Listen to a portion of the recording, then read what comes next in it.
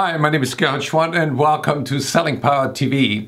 Today I want to start with a rant about Grant Cardone. 2008 Gulfstream 200. I know more about sales than any other human being on planet Earth living today. Made a commitment when I was 25 years old.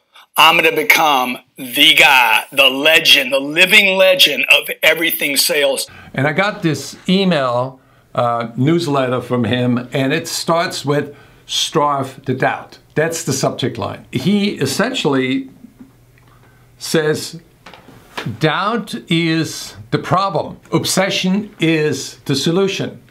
And to me, that's like psycho porn, psychology porn. He sort of suggests that domination over oneself is the key to success. And I say it isn't. You know, I give you an analogy. If your boat that you're rowing is leaking, the solution is not to row faster, but to address the leaks. And Grant talks in this email about the 90s, and everybody talked about the dysfunctional family, and the parents screwed him up, and he attended workshops, and then he realized that the therapists were just as obsessed with problems than anybody else, and they had failed marriages, and they had money struggles, and he realized that you need to commit to your obsession to be successful. But he's confusing two problems. One is the self-doubt problem.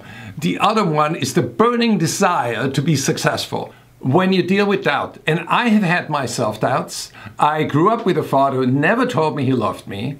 I always wanted to get his approval, and he always insinuated that I will be a failure in life, that nothing ever good will happen. At one point, I needed to ask myself, what is the advantage of believing that when I get approval from my dad, I'm going to do better? How is that going to help me reach my goals? And Grant said, stop looking where you have been and what happened. And I said, that's BS. You need to look at that. And here's my formula. Number one, you want to be aware of the implanted mindset. When we're kids, parents implant a mindset in us. We watch their behaviors. We look at their belief systems. We think about them. But then, as you become an adult, you realize that not all of the stuff that they gave you is actually helpful. So here you can make a decision. I continue to water the flowers, and I gotta stop watering the weeds.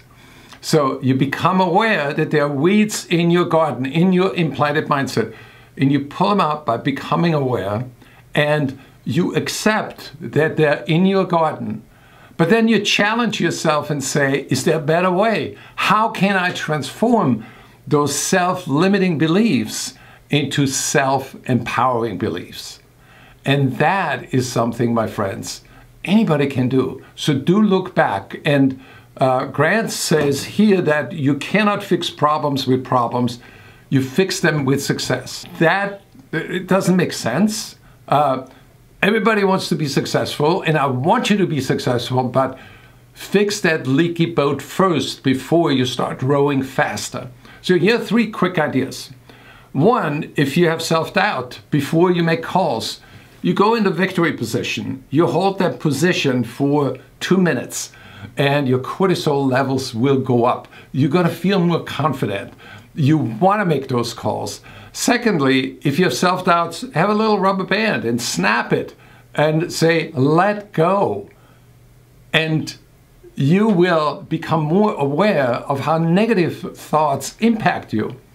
So there's something else that a third idea that I want to share with you, because a saleswoman emailed me and she said, why is it that I would rather hide behind the computer all day and set up calls and meetings, but when it comes to scheduling them and conducting them, I go in self-doubt mode? Here's a little mind game. And I learned this from Tom Hopkins, where he says that, let's say you make $1,000 for a sale, and it takes 10 calls to make that one sale. So every time you hang up and somebody says no to you, you can say, thank you for the $100. So here you have a way of positively reframing the difficulties that you are facing, and you break through the doubt. let me show you one more thing. Let's say I want to do something that kids do, they flip bottles, and I have self-doubt. So I get in touch with my doubtful self and say, I cannot do that. So what is happening is I can't do it. But now I go to the victory position and say, I can do this. I can focus on it. And I get the best version of me out of myself. And here I'm going to do it. How cool is that? And that's my rant about Grant.